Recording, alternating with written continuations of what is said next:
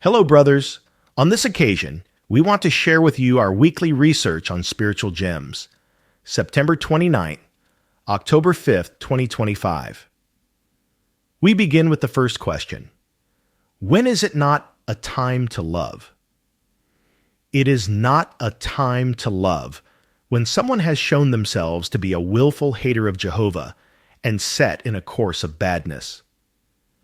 While love is the default response, extended to all people, there comes a point when Jehovah, who loves righteousness and hates lawlessness, no longer expresses love toward those who have become enemies of what is good.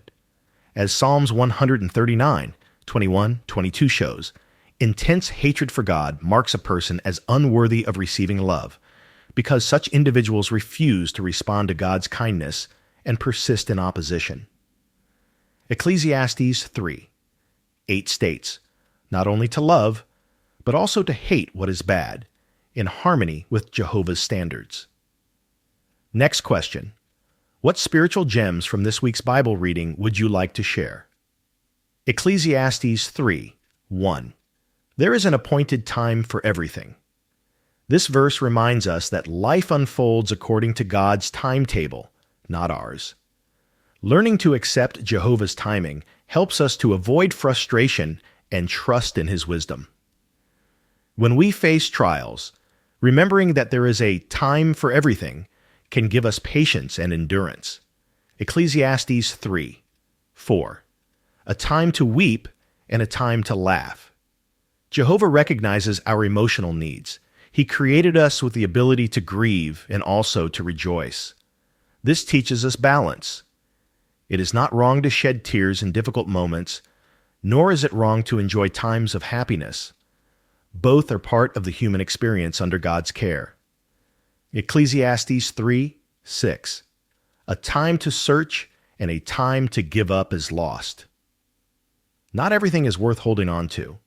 Spiritually, this can apply to letting go of pursuits, habits, or possessions that do not bring us closer to Jehovah. Knowing when to let go frees us from unnecessary burdens and helps us focus on what truly matters. Ecclesiastes 3:11. He has made everything beautiful in its time. He has even put eternity in their heart. Humans naturally long for everlasting life. This inner desire is a gift from Jehovah and proof that we were not created for a short, meaningless existence. Although we cannot fully comprehend all of God's works, we can trust His purpose and promises for the future. Ecclesiastes 3:13. Everyone should eat and drink and find enjoyment for all his hard work. It is the gift of God. Jehovah wants us to enjoy the fruits of our labor. When we work hard and see results, we should be grateful and content. This keeps us from becoming dissatisfied and helps us recognize that true joy comes from God's blessings. Ecclesiastes 3:14. Everything the true God makes will endure forever. God's works are permanent and perfect. Unlike human projects that fail or fade away, what Jehovah establishes cannot be undone. This builds our confidence in the certainty of His promises, including the hope of eternal life. Ecclesiastes 3:17. The true God will judge both the righteous and the wicked. This assures us that injustice is temporary. Even if wickedness seems to dominate today, Jehovah has set a time to act in judgment.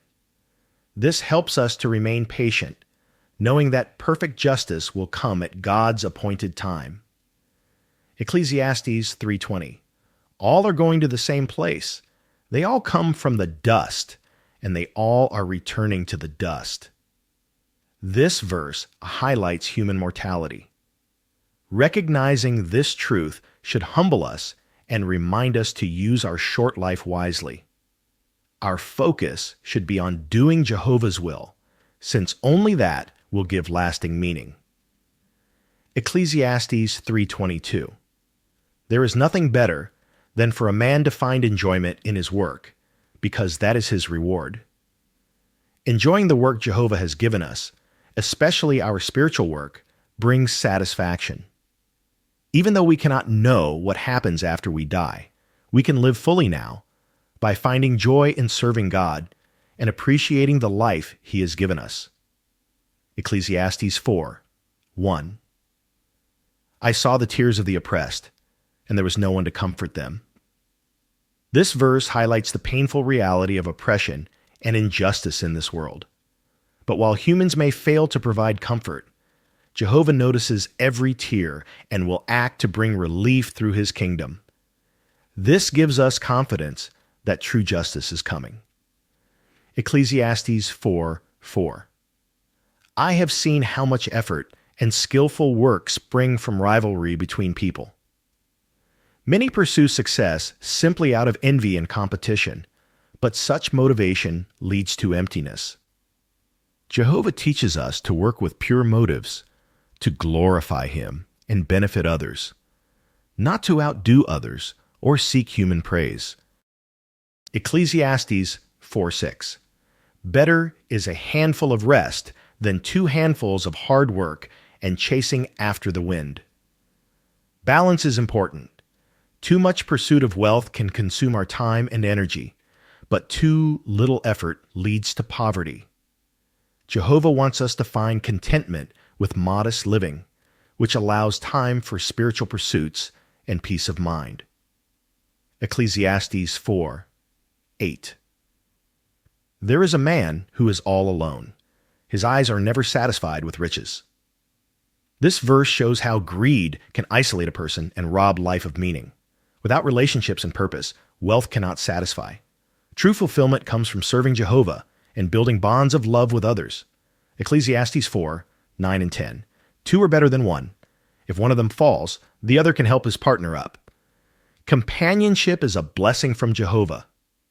In the congregation, true friends strengthen one another, especially when one stumbles spiritually. This verse encourages us to value close spiritual friendships and be ready to lift others up. Ecclesiastes 4:12. A threefold cord cannot quickly be torn apart. Relationships anchored in Jehovah are strong and enduring, like a threefold cord. This applies to friendships, marriages, and congregational unity. With Jehovah as the central bond, our relationships can withstand trials. Ecclesiastes 4:13. Better is a poor but wise child than an old but stupid king. Wisdom and humility are more valuable than power and status. Even a young person with godly wisdom is greater than someone in authority who refuses correction. This encourages us to remain teachable and willing to accept counsel. Ecclesiastes 4:16. Those who come later will not be happy with him. This too is futility. Popularity is temporary. No matter how great a leader is, people's admiration quickly fades. This reminds us not to chase human approval, but to focus on pleasing Jehovah, whose favor lasts forever.